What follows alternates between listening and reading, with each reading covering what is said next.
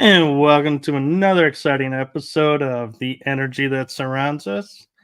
I have a very special guest on tonight that we have a lot of background history together, so we will get into that in a moment. But before that, I do have a little bit of housekeeping. If you are a fan of the show, you'll notice I have a new network banner on the display. UFO Expo.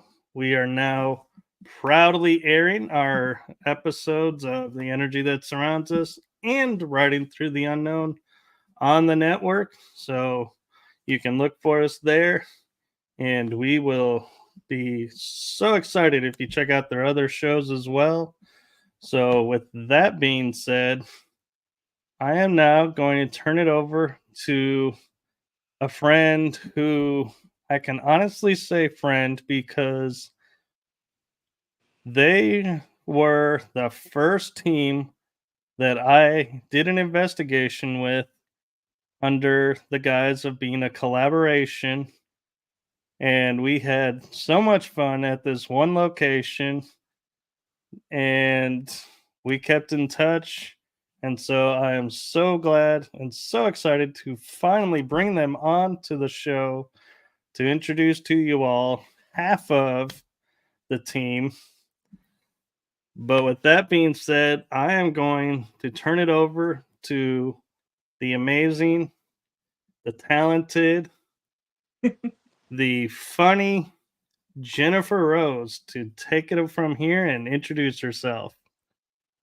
Hey guys, yeah, I'm Jennifer Rose from Ghoul Gals Paranormal. We're an all-women's paranormal team here in San Antonio. I also do have a collab team with Sarah Garcia, I know she's going to be on your show here pretty soon too. Thursday.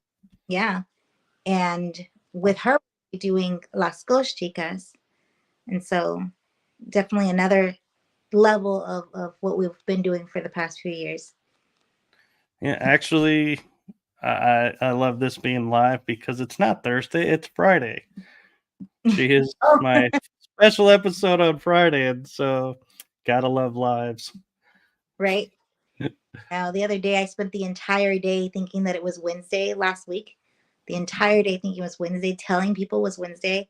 And then finally, somebody was like, it's Thursday. And I was like, you're messing with me. Like, no, it's Thursday. And I was like, wow. So I don't know my days either. Yeah, all the days seem to blend together. If you're not investigating, it's just a day. Exactly. So Linda Judd says hello and says, hello, nice to meet you, Jennifer Rose. Nice to meet you. So, how did Ghoul Gals come about? And I love the fact that, as you pointed out, you're the first Southwest, is it? All female team? First, all female team in the Southwest Texas area, but not the only anymore. There has been a lot of teams that have come on. There was a few that was like they would have like one guy, so you know. But now there's a lot of all women teams, and it's been really exciting.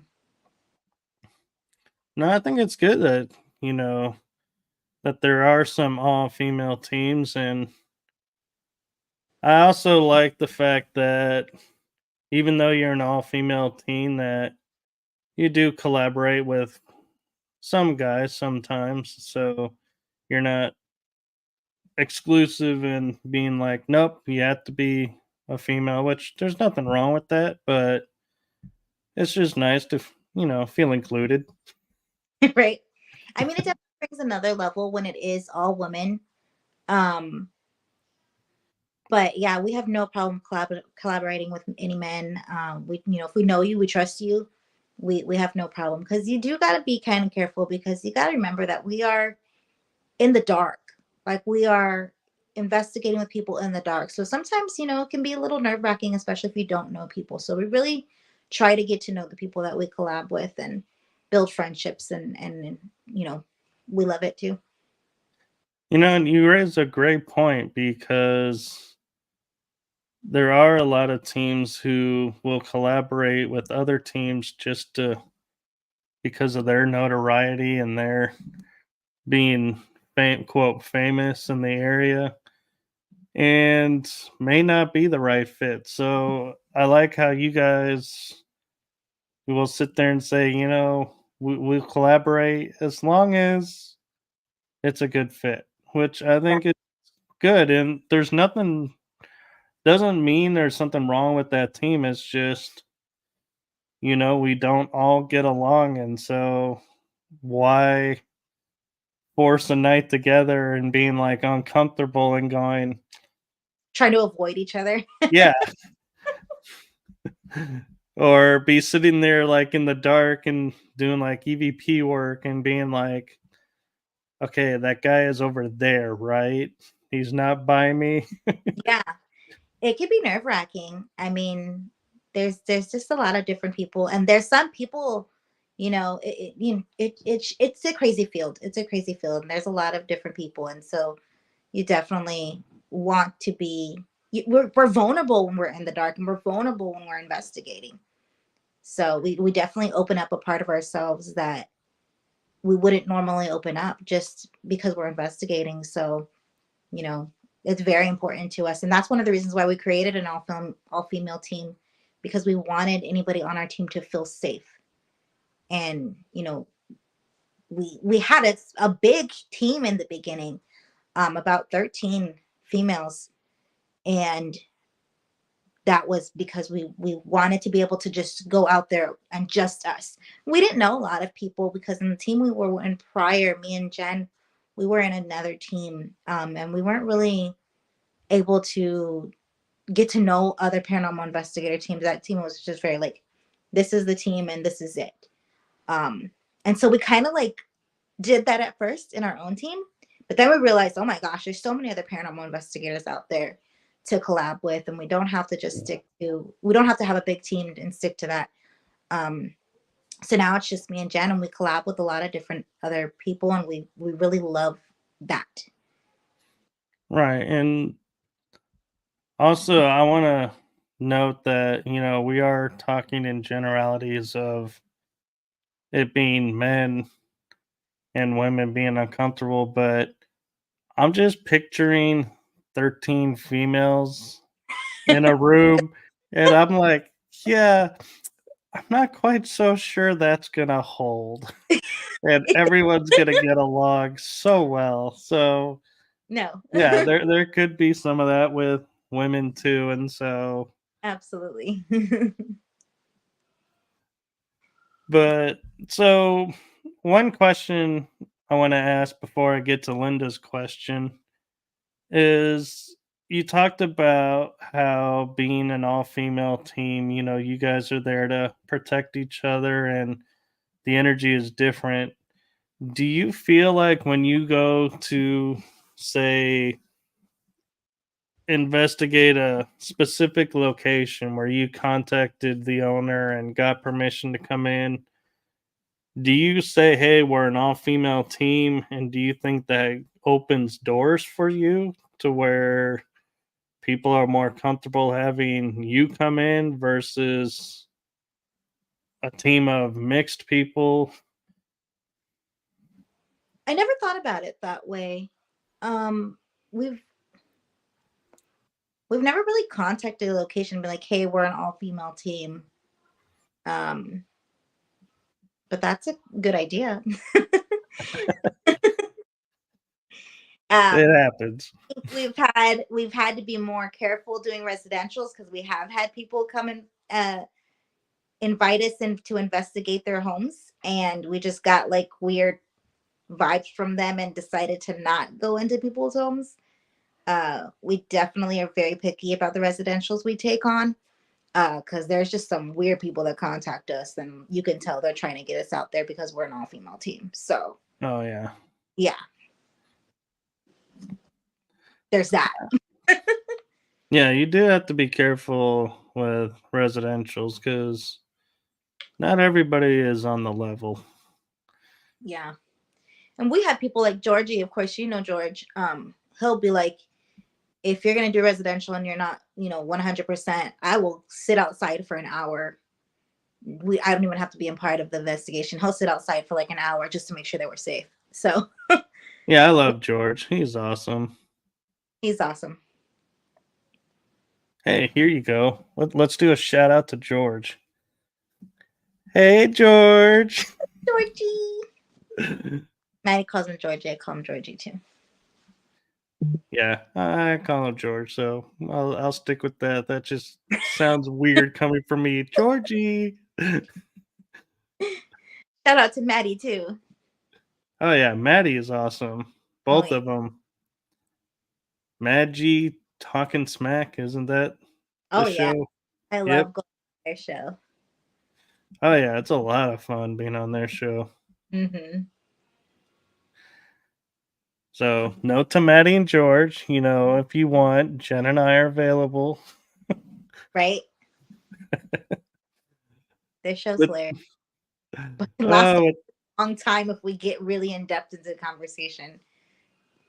oh yeah. And I love how the conversation, like, you kind of have to keep reeling it back in because we'll just randomly start going somewhere. Oh yeah, for sure. Like now. Exactly. So bringing us back in, Linda is asking, do the Ghoul Gals use more of their abilities in investigating? Absolutely. So Jen is clairaudient, so she can hear. So we're both named Jennifer, by the way, guys. Uh, so she's clairaudient. She can hear voices and things like that that I wouldn't be able to hear. That a lot of times we're able to catch on the EVP. So we use our abilities and double that with our equipment. So and then we'll make notations and marks to go where we can go back and look at it where we actually heard stuff on ourselves. So that kind of helps us get a lot of evidence. But yeah, we use our equipment to back up what we're feeling and what we're hearing and stuff like that. So she's clairaudient. I'm Claire. I forget the Claires. I'm not very like knowledgeable in all these things. But I'm touch sensitive. So I can touch something and feel the energy coming off of it. A lot of times I know when there's a haunted item because of just the energy that's coming off of it. But Psychometry. yeah, and um I have mediumship abilities. So there are times where I'm able to relay messages. Um so I see pictures and things like that. I don't and it's funny because people be like, "Oh, what does that mean?" I'm like, "Oh, I have no idea. I'm just letting you know what it is." And if that relates to you, cool. If it doesn't, I have no idea. No, that's funny. I'm just Someone picturing told you on me an investigation going, yeah, so the spirit's showing me a painting, and everyone's like, oh, what's the painting of? I don't know. It's a painting. raining.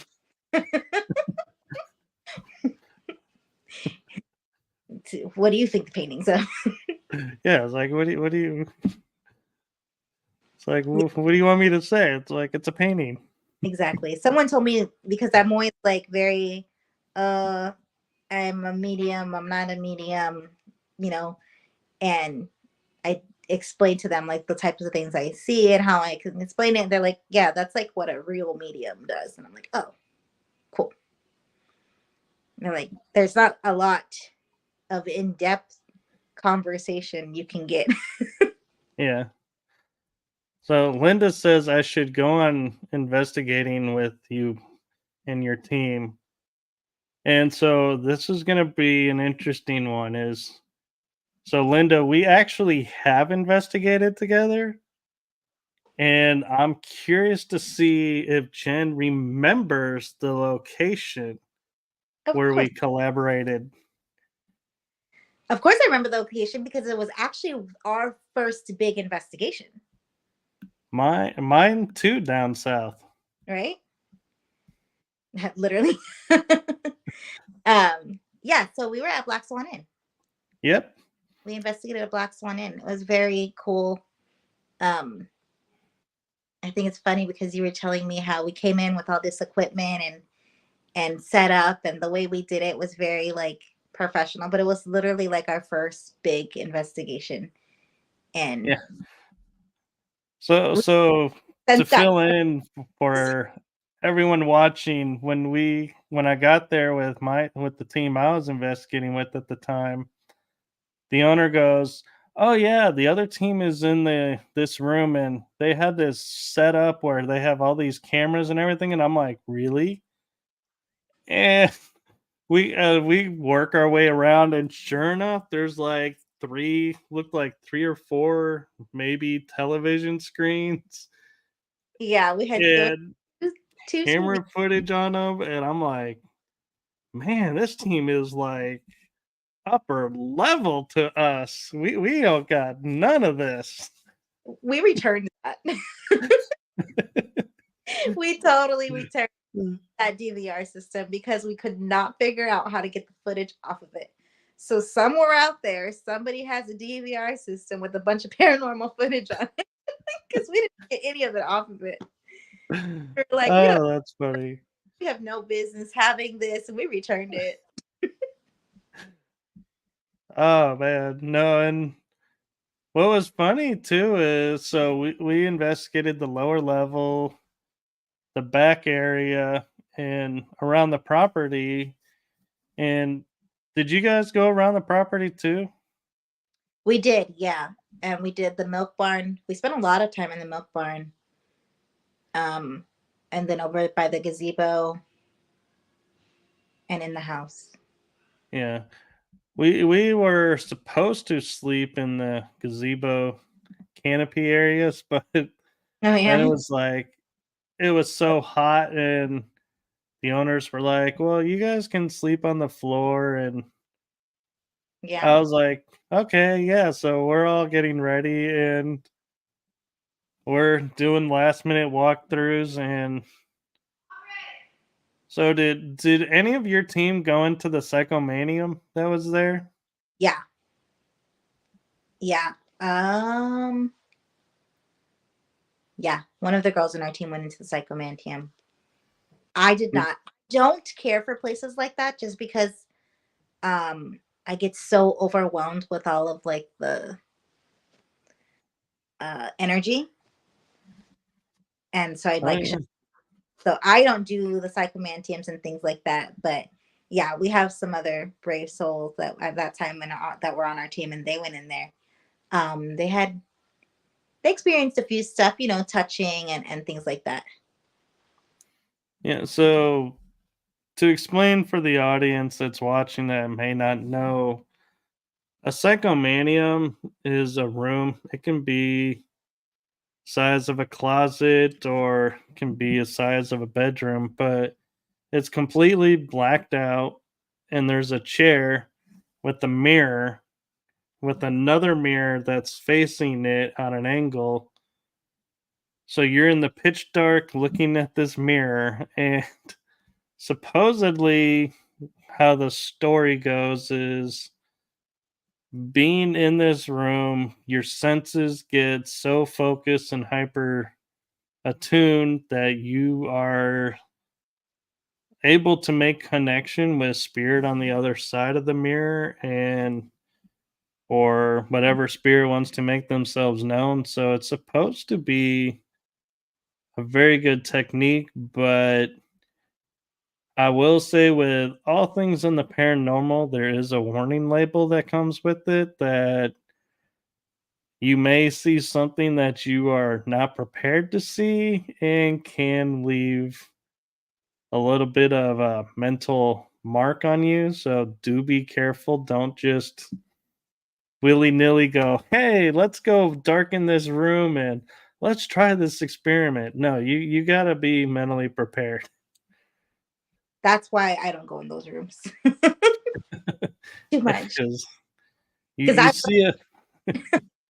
I Oh, I no, go ahead. I will see some stuff, so I cannot. Uh,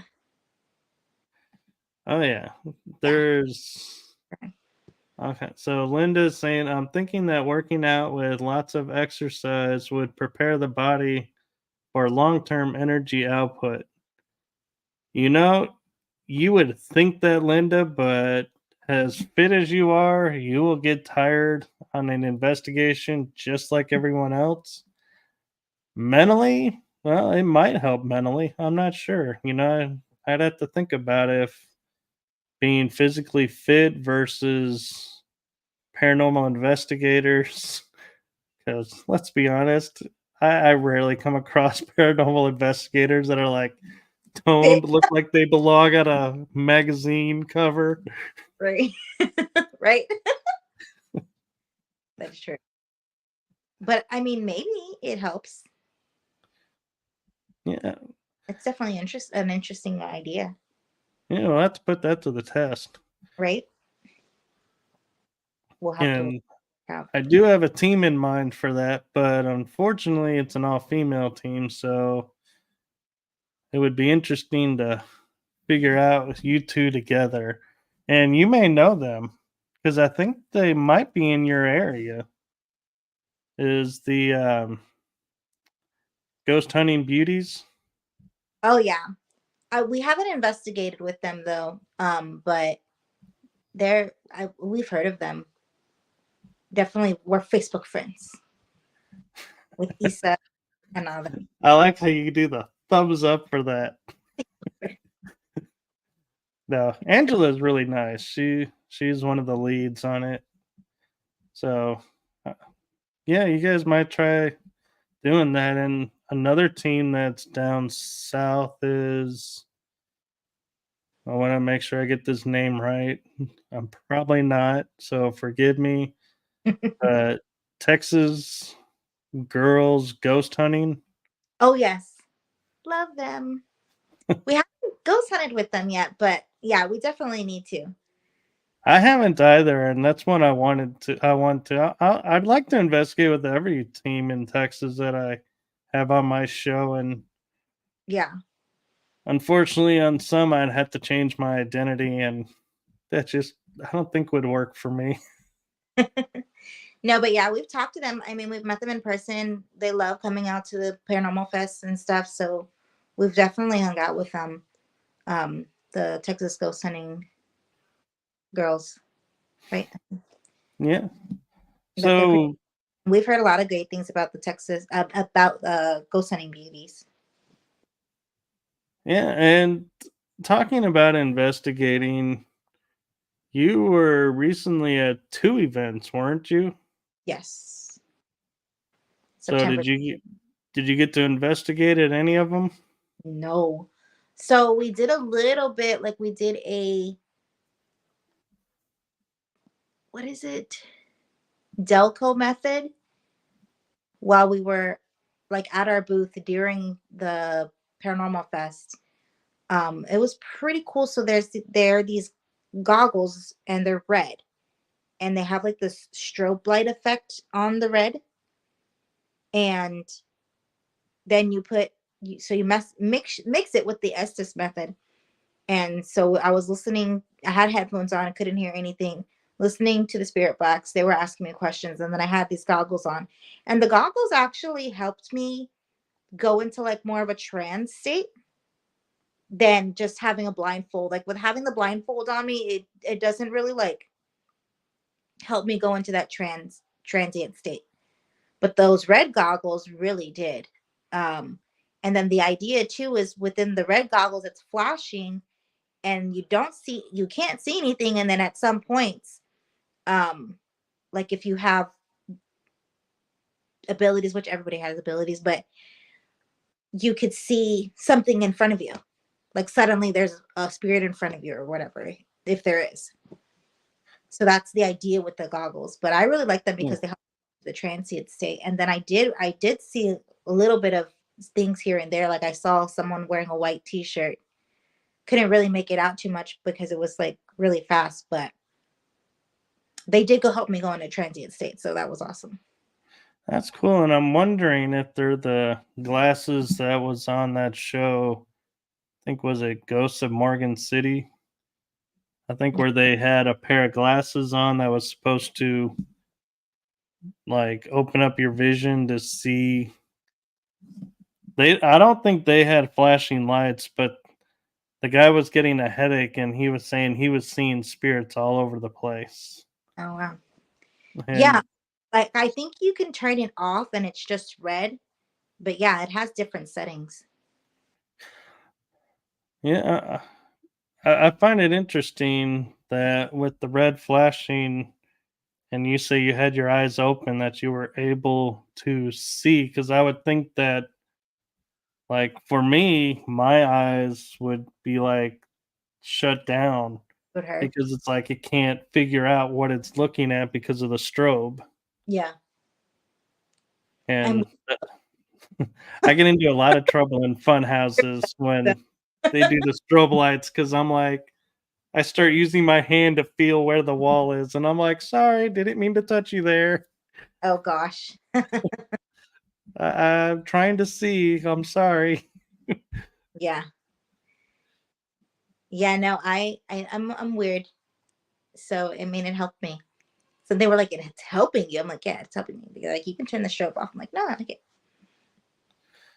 You know, that brings up an interesting perspective to the paranormal, which is why I love to collaborate, is because what works for you may not work for me, but I can still learn from what you're doing and going, okay, yeah, and then maybe figure out a way to make it work for me.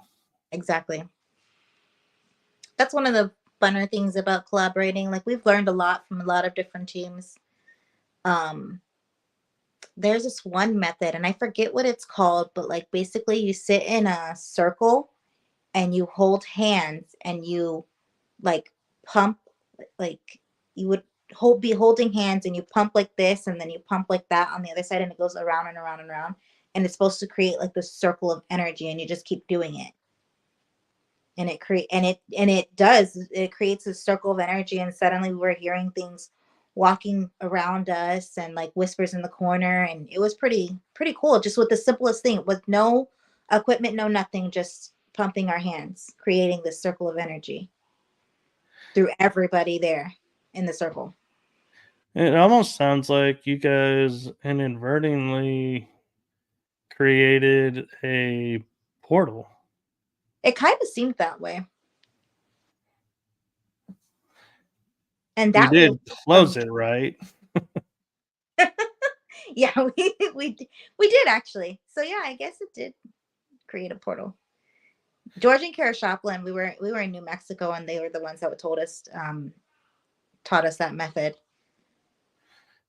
That's really cool because the only time I've ever heard of people in a circle would be seance, but I've never thought about it as energy boosters, which is interesting. But at the same time, I personally would be a little weary because I'm like, ooh, I got to make sure I'm not using my energy to go through this circle.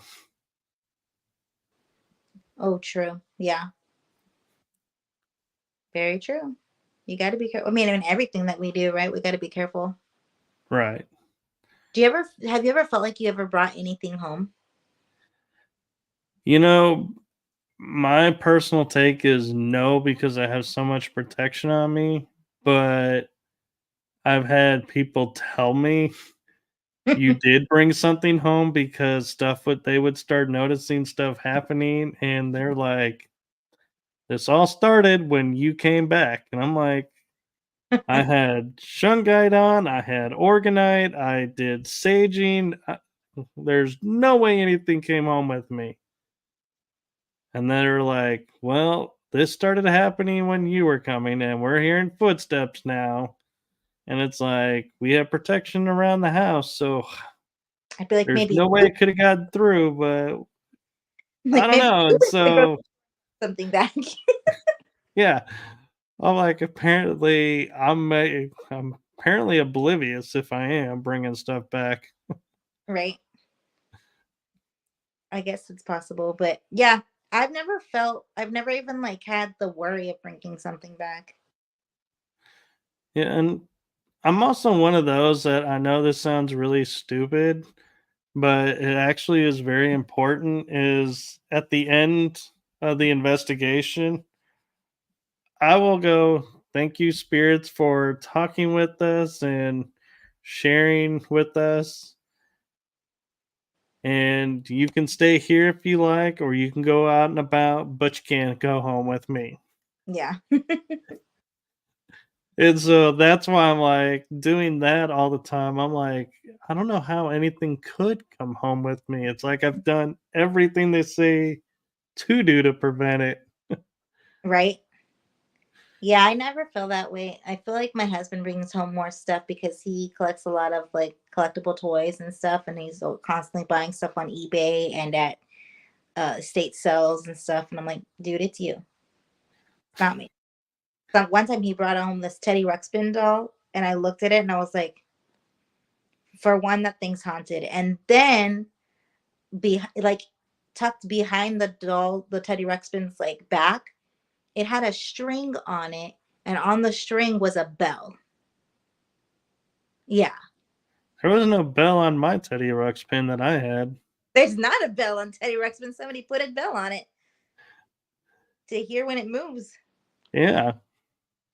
And I was like, oh my goodness, really? And Did he he's, know it was haunted, or did he just buy no, it because he was like, hey, I used to watch this? yeah, he wanted it. And he actually bought two that day. And I'm like, that's fine. That one's haunted. Uh, that's funny. Yeah. Now, the interesting thing about Teddy Ruxpins, though, is I have heard claims of people saying because so for the generation that has no idea what we're talking about, Teddy Ruxpin was a stuffed animal that had a spot for a cassette tape in his back, and it would his mouth would move to the words that were on the tape. Yep. Well, the claim I've had is people were saying there was no tape in the back, but he would still talk. And I was like, that would kind of creep me out because Uh, I'm like, there's no cassette tape. He's not supposed to talk without that. So what's going on? I know if ours did that, I'd freak out because these ones don't even work at all. So, mm-mm. Nope. If I see those eyes move like that, the eyes move like Oh, a yeah. like Chucky, like the old Chuck E. Cheese. No. If I see that, I'm out. I don't like dolls. I don't like dolls. I'm not a Thank you. nope. I get so much teasing over that because I'm like, I will not go in a doll room. I just freak out. I've seen a doll get up and walk with kids. So no. I don't do dolls. I don't want to ever see that again in my life. Freaks me. I don't blame you. That Every would be one of my bucket list things going. This is a one and done, people. Don't need a repeat. nope. I don't care if I have it on film or not. Right? I don't nope. I have no desire. No. That's just another level. Like because spirits are one thing, but like something that is not supposed to move, that has no life, suddenly no. No, thank you. Well, to me, I think it's more of if this spirit has the strength to possess this object and make it move, how Right? much strength does it have to a person? Exactly. Exactly. I mean, we've all seen Chucky. Like, no. Mm-mm. No. Yeah. And this doll So that I moved was a freaking, it was a brand new out of the box, like Tommy Safari Rugrats doll. Like it wasn't an old antique. No. So that thing was so haunted and it was brand new out of the box. yeah, I'm trying not to make a comment about it being Rugrats. It was Rugrats. Oh, like that show was so weird and twisted. I was like, it doesn't surprise me that the doll would be possessed. That man was like, let's haunt this one. No, horrible. It was so horrible. We'd throw it in the closet and it would like you could hear it going off and didn't have any batteries. It was no. But that house in itself though, it was probably something in that house that attached itself to this doll because that house was something else. Like there had to have been a portal in that house. And as a matter of fact, the neighbor's house, I on video, they caught a portal because Really? yeah. So they would record everything inside their house. It started when we were teenagers, and when the kids started sneaking out, he started putting cameras inside the house. And this house is like this is the most haunted house I've ever been in my life. And there's so many people that live in it though that they are like, I can never coordinate a investigation with them, but they're so into it, just because they've lived with it. But we were reviewing the camera because they had said that they were so the mom was home by herself and they're reviewing the camera on this big gigantic, they had like a big screen in the front, like one of those big screens, and reviewing the camera about some other instance that was going on. And then I'm looking at this wall and I see like this flash real quick and I was like, wait, stop it. And I made them go frame by frame by frame, and it was a portal. Like there's no other way to explain it. It was a portal. And it was just like a flash of light that I saw, but when you went frame by frame by frame, it just went whoom whoom. It was the weirdest thing I've ever seen in my life. But it was like all colors, just like exactly how you would think a portal would be. And it just went whoom. And it's so funny because in that area, there's always a lot of activity. And on the back of that same wall is a mirror. And at the end of that hallway is another mirror. Oh, I'm like, why do we do these things in an already haunted house? Mind you, this mirror, so another level to it, right? So this mirror that's on one wall and the other mirror is in the where they made an addition. So then that brings a whole other level to it because that part of the house wasn't original. right. So they disturb. Yeah, so one mirror is in the original part of the house, and one mirror that's facing that mirror is in the newer part of the house. And that bedroom where they made the hallway to expand was one of the most haunted rooms in the house when we were younger. And they just opened it up, made a bedroom, and made 3 more rooms. So, So I'm kind of curious on this hallway. Did they have mirrors on the two long walls as well, or just on both ends? so on both ends, yeah. So on both ends, but on the side, 2 closets. Yeah, because I was thinking if they had mirrors on all four sides, that would Oh, explain how much energy was trapped there because they trapped everything going through there. don't even give them that idea. I'm gonna go back and there's gonna be two mirrors on each side. No, but people don't realize that is when they go. So, how the story started and how this all came about was in the Victorian age when somebody passed away, the tradition was to cover all the mirrors. And nobody understood this and they thought it was just to practice of mourning. You don't want to look your best, you don't want to go out, so you don't need to prep yourself, so just cover the mirrors. But in reality, what it was is they had the belief that the deceased person could make himself visible or herself visible and interact through the mirror and potentially, if it was say a ruthless king and he dies, and you look in the mirror, he could totally do something to you through the mirror. And there was this long process of, like, you got to wait a certain amount of time before you can uncover the mirrors because the spirit had its time to go. Yeah. And they had much more understanding, I think, of the paranormal back then than we do, because today it's like we're like, hey, let's put mirrors here, or let's put dolls next to this, or let's go, bring that. And it's like, we don't sit there and think about what energy we're bringing in Yeah. and if we're allowing it to go away, or is it just going to keep building up and building up and building up. Yeah.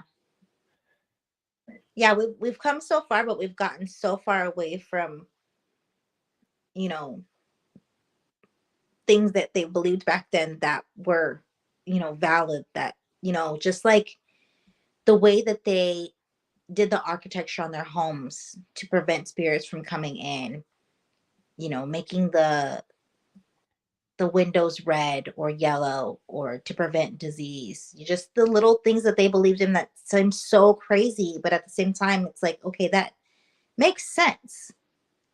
It does.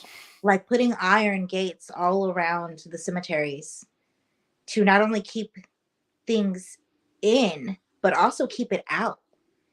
People don't think about that the iron around the cemeteries, that the first thought is keeping negative energy in, but it's also there to keep it out and protect the loved ones.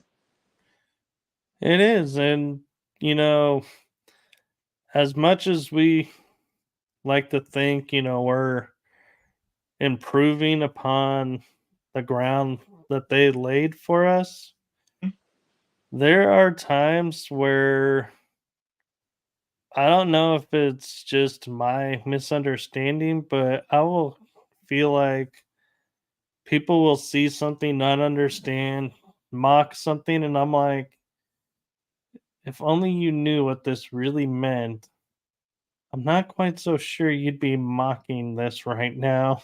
Right. And also, I mean, there's a little bit of, they had an understanding of, okay, so if we do this, it's going to cause this energy to come through. And so, we have to prepare ourselves. And, as much as we want to make fun of the Victorian age, that's where I think the paranormal really started becoming really prevalent. And the interesting thing about the Victorian age is that's where we have Shakespeare, who Hmm. wrote about ghosts and spirits and interactions with them. You had the witches, you had all these different paranormal avenues, and the seances came about.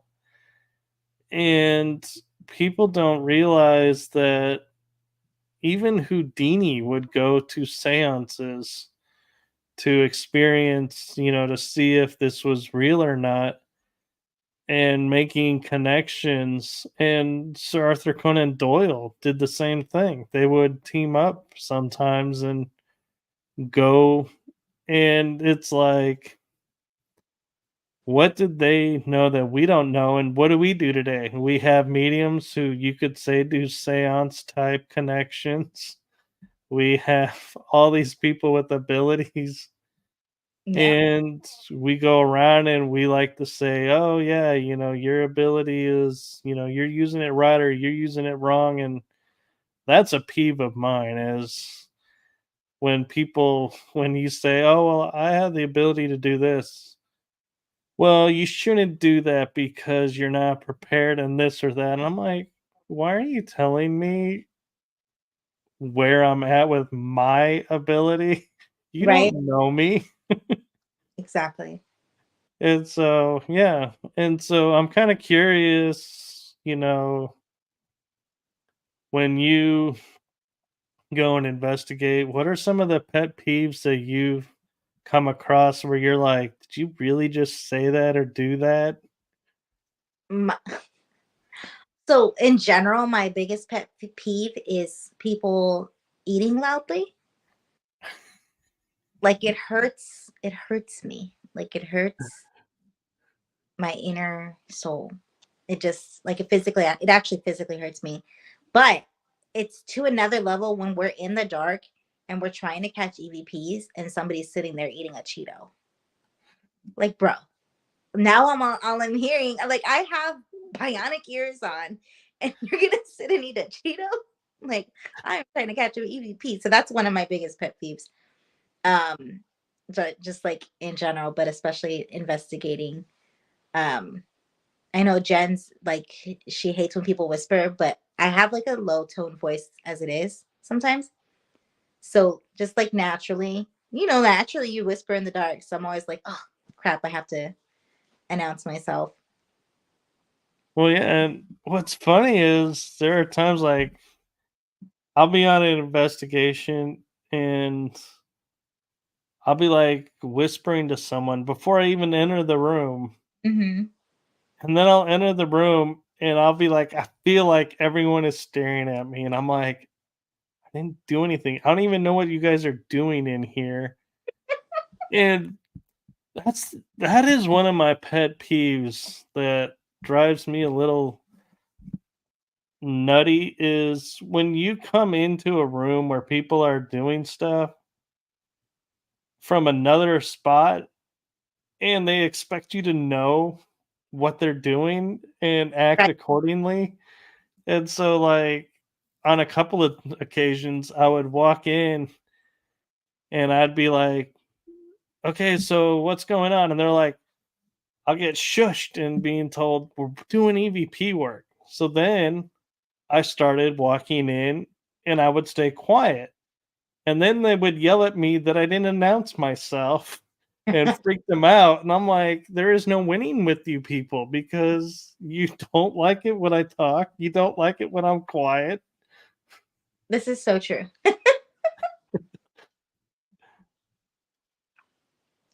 That's very true. But yeah, um, I mean, I was gonna say something and I forgot. We were talking about pet peeves. Yeah. Probably had something to do with someone walking in during technique, making noise. Oh, we actually have like radios, so we'll use the radio so that we know what we're doing. Hi. Well, even that though, at times, it is funny because people don't realize when you're sitting in the dark, your senses become highly attuned. Oh yeah.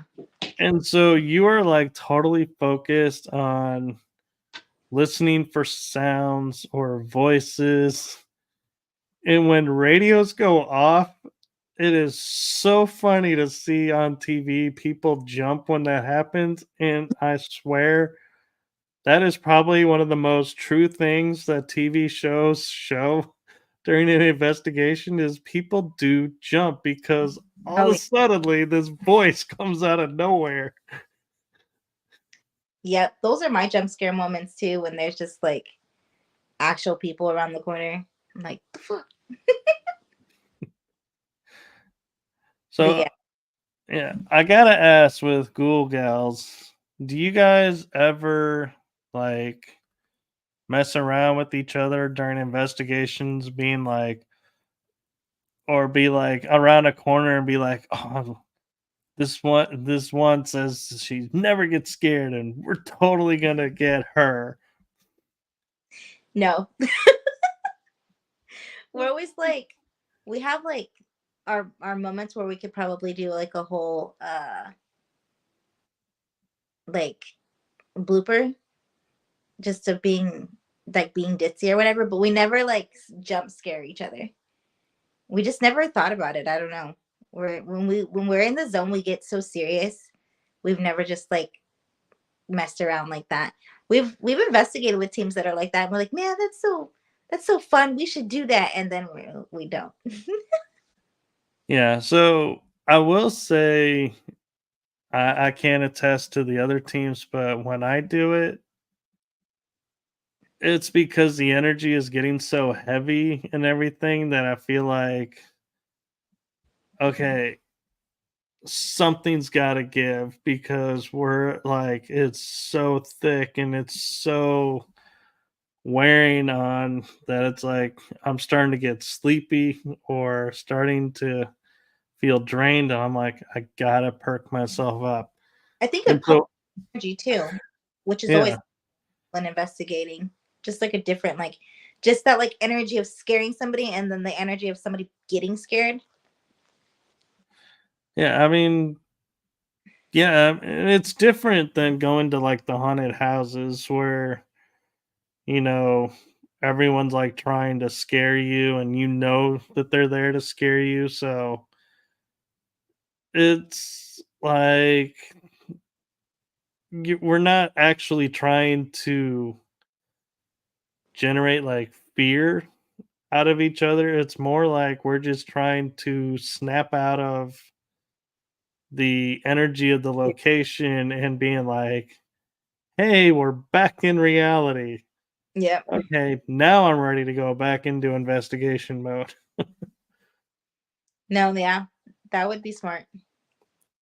We because we get so like the time goes by so fast too. Like we get into these time portals and especially at locations.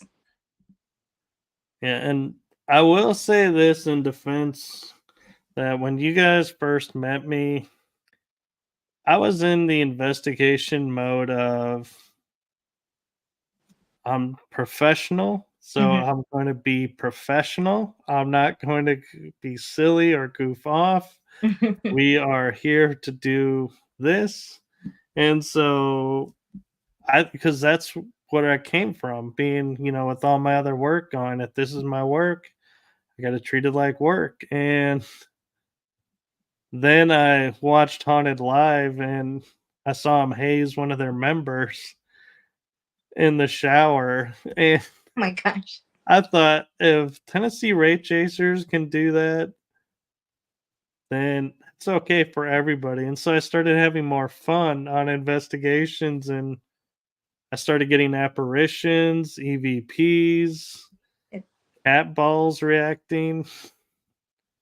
so it seems to work. It kicks up the energy. It does. And so, but I think there's also, though, there is a fine line, though, of, you can be silly and goofy, doing like you were saying, blooper reel, ditzy moments Hmm. is one thing. But if you start crossing the line and being like, yeah, you're just goofy to be, goofy and trying just to make everybody laugh and just, not letting it go and not stopping, Yeah. then yeah, it's no longer serving its Yeah. purpose and you got to step outside or you're like, nope, this isn't for you. Very, very true. So yeah, so it would be interesting to investigate again and see, how different it is. And maybe one of these times, I don't know how much the Paranormal Fest, if it's a one time a year deal or if they do more than one. They have Paranormal Fest once a year, and then they have Psychic and Spirit Fest once a year. So Psychic and Spirit Fest is like in March, March or May, one of those, and then Paranormal Fest is in September. Yeah. Have you guys ever gone to the History Haunts and Legends? No, we haven't. We want to. So you should totally go. It's in Jefferson, Hmm. which I think is probably what, 4 hours from you. It's Yeah, north of Marshall in East Texas. it's like 4 or 5 hours. But you can rent a hotel there, and all the hotels are pretty much had their own history and claims to them. But I will say, staying in two out of the three, they each one that I've stayed in, being the Jefferson Hotel and the Hmm. Excelsior, I would definitely say haunted. Yeah. There's definitely, you get the feeling of stuff and things there that you can't see. Yeah. But the thing I like about it is Jody that hosts it gives 5 locations to where once the lectures are done at night, they give you, I think it's like 20, 30 minutes per Hmm. location. And I view it as a scouting trip where you go, you hear what the team that's there has to say and what they're showcasing. And then you can just think to yourself, hey, this spot may be worth coming back and investigating, or yeah, this was fun. I got to see a new technique or learn something new. So that was cool. But yeah, she does 5 little mini investigations Oh wow, at the night. that sounds awesome. It is. Yeah, but we've been wanting to go. We just haven't gotten the chance to. I know Dirty South and our friend Adam, they go and they love Jefferson Hotel. They said it's really, really haunted. Well, and the Jefferson Hotel has an interesting feature to it that I thought I had experienced, but then I found out that I was at the precipice of, I never actually got to. Hmm. And that is what's called a disappointments room. And so, for the listeners and for your benefit, a disappointments room was around the 1800s, early 1900s, probably even in the 1700s. If a woman gave birth to a child out of wedlock, the child was put in a disappointments room so it would be hidden away from public, My so it goodness. would not bring shame upon the family. Or if had a deformity or a learning disability, anything that made it less than perfect to the family's eyes, they were put in a disappointments room, and it's 4 walls and has a door to it, and people would bring you your food. You would have no interaction with the outside world. It was really sad to hear about, but when you think about the times, though, it's like it kind of makes sense, but it is still sad. And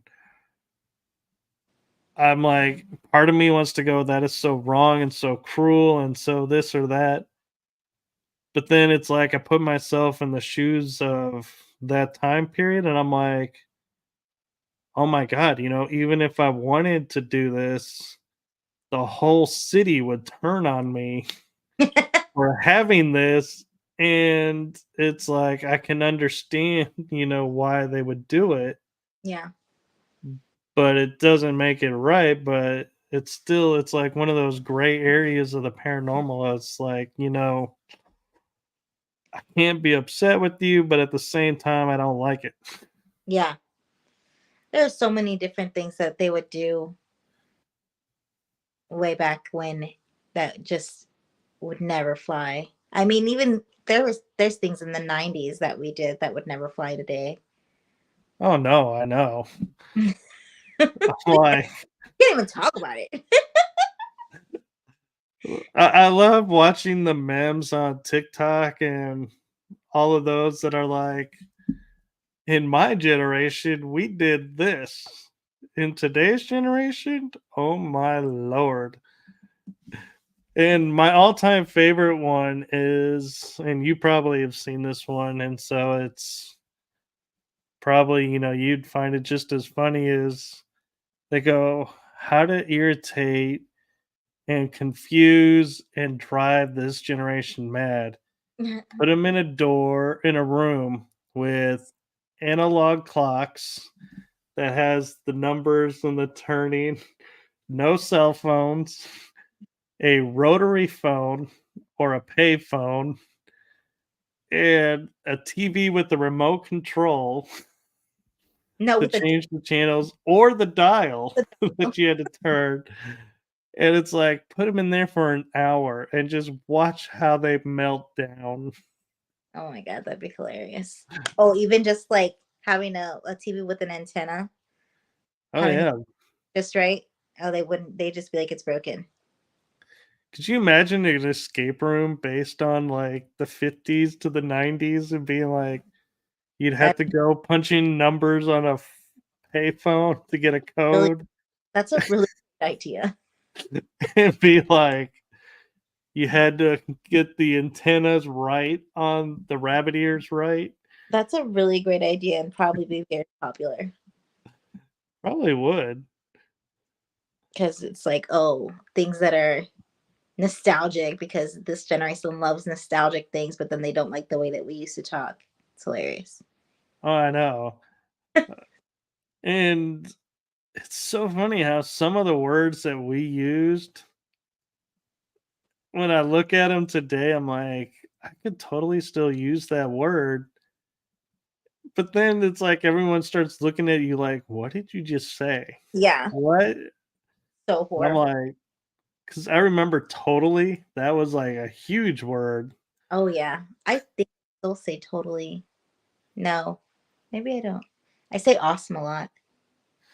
Yeah. Awesome, radical. Totally. Yeah, there were so many things, but then I mean the words that these kids say now is just crazy too. So Oh, like I yeah, my mom one day, it was so funny. She hands me a phone and says, "What does this say?" And I'm looking at it and I'm like, "Who sent this to you?" And it was one of our family members.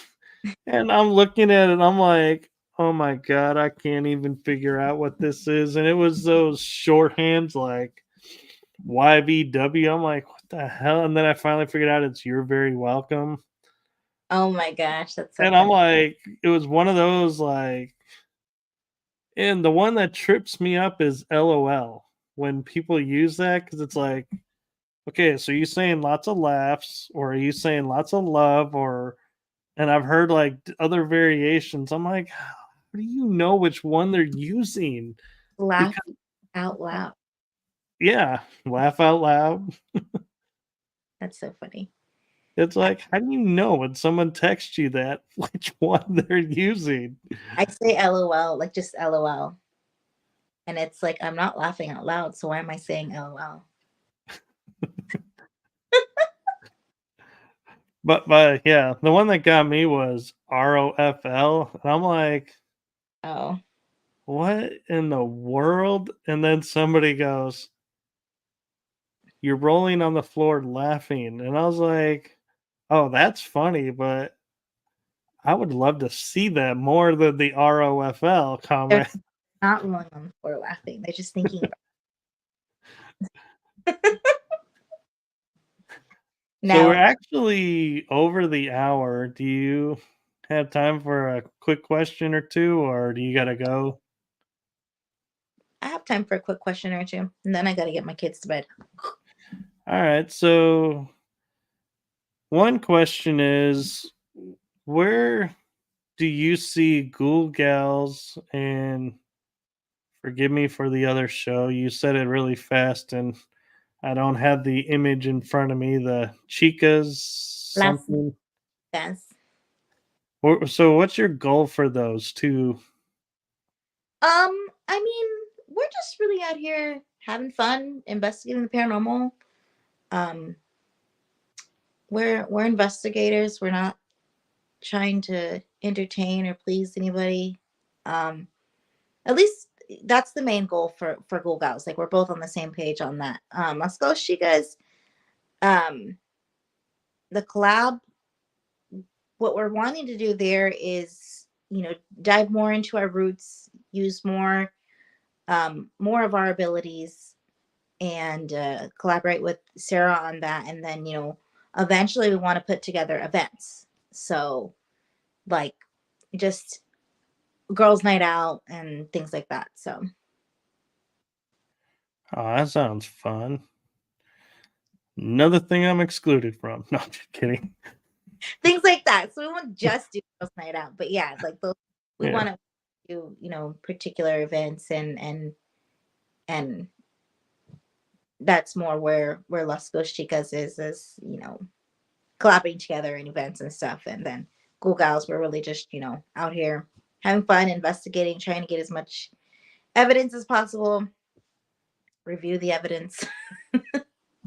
No, that's cool. And yeah, that probably would be really interesting to do like an all girls lockdown in some locations, like a jail cell or something. Yeah. Like what's that jail? Uh The Lavaca. Lavaca. All women's lockdown in Lavaca. Yeah, That would because be they actually had a women's cell, and then it wasn't as big as the men's cell. So it does make you wonder: did women get away with a lot more, or were they really just fewer female criminals back then? women probably got away with a lot more just because, oh well, they wouldn't do that, you know. I got away with a lot of that when I was younger. I'm just happy you said that and not me. No, and the other question I have for you actually is, talking about collaborations and everything. So here's a two-part question for you. Who would you love to collaborate with and where would you want to go? Oh, I would love to collaborate with ghost hunting beauties and, you know, Texas ghost hunting girls. And I would love to go to Hill House Manor in Gainesville. Okay. Yeah, that's a cool location up in Gainesville. Right? That'd be a good one. Another place that I like, we like Six Realm House. I'm familiar with that one. It's a new one. It's a new spot. It's a really, really good location. You definitely got to check it out. Six Realm House. I believe it's in Victoria. She has night markets and stuff, but you can also, rent the location for investigations overnight. And All right. renovated it so it looks, but she's renovated it true to the house. So it's a good little spot. Sounds cool. Yeah, Victoria is over by Yorktown and Yeah, we would go. Goliad and Gonzales and all those places. Oh yeah, I love Gonzales. Gonzales County Jail is a good little spot, but more for like a smaller team because we went and I think we were like 6 or 7 deep, and it was too much, too many people. I think it'd be great for Yeah. like. One place I would like to collab with anyone, I would go with any group or individuals that I trusted Good answer. is actually in cost. Cost. Yeah. I don't And think of. it's the where the cannon fired the first shot that started the Texas Revolution. Oh really? And I found that out because I went to the spot where it was because I always was told it was Gonzales I thought it was in through Gonzales. school. Yeah. When I put in the address and location in my GPS, it goes Cost Texas, and I was like, it actually is just on the outskirts of Gonzales. Wow. So it probably at some point was Gonzales, but then it became a suburb that became named, and so Yeah. but the interesting thing about it is, so imagine you have an open field here and you drive up this driveway down the center. Over here is someone's house. Over here is the field. And there's a little marker in the center with an American flag. I haven't figured this one out yet. And it goes, "This is where the shot that started the Texas Revolution was." And the reason I say I haven't figured out the American flag yet is because you would imagine a Texas flag flying over that, Yeah. but no, it's the American flag. And I get Mhm. being in America, but But it to wasn't American. me, it makes more sense to put a Texas flag over where the Texas Revolution started. Yeah. Just a little bit. But yeah, and I'm betting nobody ever really goes there. I've been there twice, and it's really cool to check out. They have really nice set of information boards, a little monument. Cool. Yeah, I haven't been there. I didn't know. I thought, like you said, I thought it was in Gonzales, Yeah, and but I've I seen think and stuff.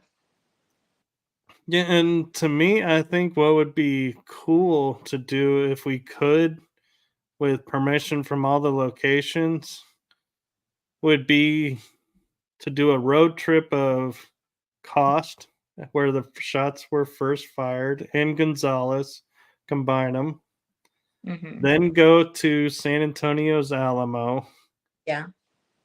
go well, no, actually, no, it would be then go to Goliad Yeah.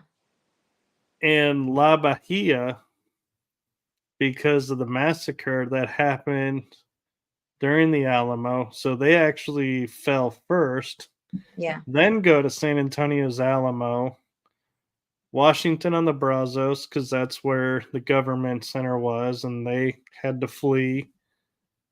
And then San Jacinto and do like a whole like Texas Real Revolution trip. cool. Yeah. Really cool. That'd be interesting. What if we got people in each location to investigate at the same time? Ooh, that would be cool. Right? Except you can't investigate inside the Alamo. They won't let you. I've tried. Yeah, yeah. And I'd like to say what But they don't know won't hurt them, but I know a yeah, man let's not that, do that. yeah. I do know a manager at the Alamo that's said to come during the day. Yeah, I mean, there's nothing that says, spirits are only active at night, but they're active during the day, but it would be harder to do because all the people walking around. It's like, how Oh do you yeah. go, "Hey, everyone in the building, you gotta be quiet for 5 minutes." It's always packed. Even if you went like at 2 in the morning out right outside, because there's guards. But if you went at like 2 in the morning right outside the Alamo, there'd still be a ton of people. Oh, yeah. It's like, people don't realize this, but it's actually right in the heart of the city. Right in the middle. And it's in the middle of Alamo Marketplace. So Yeah, it's like shopping centers, stores all over. It's yep. like it's not where you would expect to find There's a a foot historical landmark. Rockers right there. Really great chocolate shop too. And then the mango's right next to it. Yeah, that's true, and I've yet to experience the Menger. It's a nice little hotel. It has a lot of residual energy there. I don't a lot I haven't experienced anything that wasn't residual there. So if you were to pick a hotel down south, and when I say down south, I'm referring to like me being up in the north central area, would you go to the Menger or the Galvez? I'd go to the Galvez. Okay. 10,000%. I've been in to both. Yeah, I was in Galveston, but I didn't get to go to the Galvez.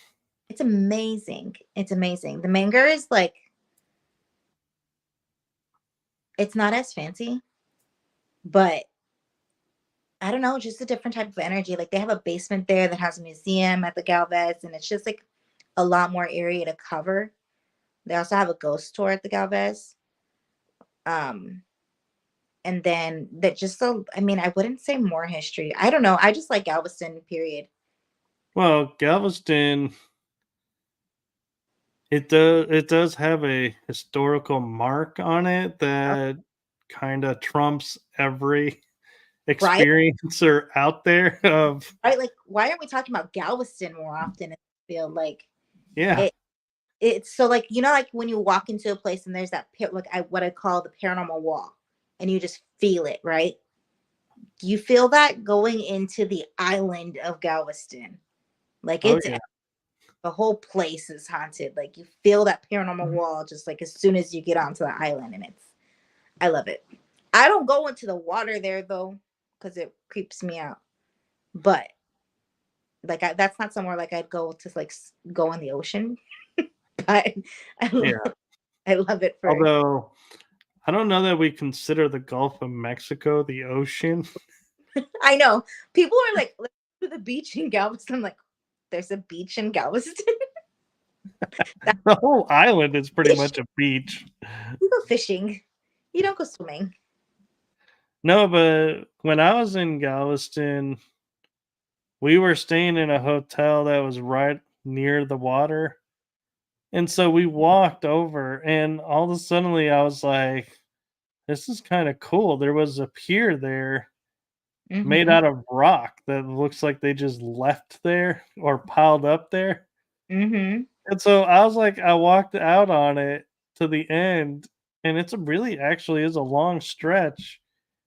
And you actually can almost, I would describe it as feeling free of like what you were saying, the paranormal mm-hmm, energy. It's like it actually shifts the further out you get to where it's like lighter, more fun and free, and it's like you're literally walking on the water. mm-hmm. 'Cause the water is splashing in the rocks beneath your feet, and you're like, "Whoa, was not expecting that." Yeah, Galveston's pretty interesting. I really like it there, but yeah, the Galvez. And then not only that, I mean, at some point the rooms are just as expensive, but you get like a fancy breakfast and they have heated pool. So Oh, you got me there. I'm like, "Forget the breakfast, the heated pool." I'm like, "Phew." that breakfast was like it was like going to a fancy restaurant and it's included. It was amazing. I wonder, if you were to do an event that they would ever let you, like, rent out the place for, like, a huge deal and be like, "Yes, we're so glad the paranormal's here. Let's make this affordable to you all." Yeah, right. But that they'd have ballrooms. That would be really cool to have like a, you know, paranormal, Paracon? yeah, like a Paracon there in one of the ballrooms at the Galvez Hotel. Just throwing it Yeah, out there wants to do that. I'm not gonna do it, but somebody yeah. definitely, I'd be like, "Kling Brothers, you wanna do an event over there? right? I know Get a bunch of people?" I know there's a lady there in Galveston and she runs a lot of the tours and she does a lot of the history. Her name's Spooky Yeah, Jen. And she that's something that would be cool to look into for her. yeah. And even more interesting is like you were saying with your group with Sarah is even if it was a small little paranormal event, but could you imagine that being your first event At the Galvez, hosted at the Galvez and be like take like a floor or two? the third floor, the whole third floor. That'd be cool. Yeah, it would definitely put you guys out there as main front. Right? But then again, you would then have to We have top to that charge or keep five. that up. We'd have to charge people like $500. That depends on how many rooms and how many people you. I mean, I'm not imagining bringing in like several speakers. I'm just be like, you could do it yourself. You guys are But speakers. the rooms themselves are like $300, $400 for one night. Actually, considering where it's at, it probably is not as bad as you think. Being that it's on an island and it's a cruise port city, so that causes a lot of things to go up in value. Sure. What would probably be a better idea to start off with would be like a Airbnb. Yeah, they do have those. There, yeah, they have a lot of Airbnbs there. But yeah, the prices are pretty steep in that area because of the cruise port. We cruise out of there all the time, and this last time I didn't even bother to get a hotel because it was just so expensive. I was like, man, we'll drive in the same day. It's Yeah, fine. As much as I like to stay in Galveston, we'll drive in the same day. Whatever. We'll go on the way back in. If we're not too tired, we can uh, walk through the Galvez. yeah. Do you ever go to that? I think is it Seawolf Park? No. It's over by the terminals, and they have a World War II vessel and a submarine there. Oh yeah, I think I've been there once. That I got to investigate one night Oh, with. yeah, that's what Jen was talking about. Yeah. Yeah, that was actually interesting, and that was a fun night investigating with the Lefebvres. Oh yeah. But No. yeah, and so I appreciate you coming on, and I appreciate you sharing your evening with me. Of course, of course. So, where can people find you? On all the socials, all the tickety talks and Facebook. um, Ghoul Gals Paranormal. If you just search Ghoul Gals Paranormal or Ghoul Gals uh, team, we're on Facebook, Twitter or X, uh, TikTok, Instagram, all that good stuff. And you all will notice there is a link tree for them in the description that has all of those links in it. So you can pick and choose which one you want to go visit or visit them all. Including our gear. Our gear link is in there too. And we have a cute little ghost logo and everything. So if you're a girl into ghost, grab that. There you go. So, last question, the most important question probably you'll ever get asked on an interview. What is a golden nugget you would want to leave the audience with that's watching this from your experience? Hmm, just be yourself, be humble. Don't let anything uh, get to your head. Always protect yourself if you're thinking about going into the paranormal field. Actually, I think that would work for any field. Right. Just all around, be yourself, and always protect yourself.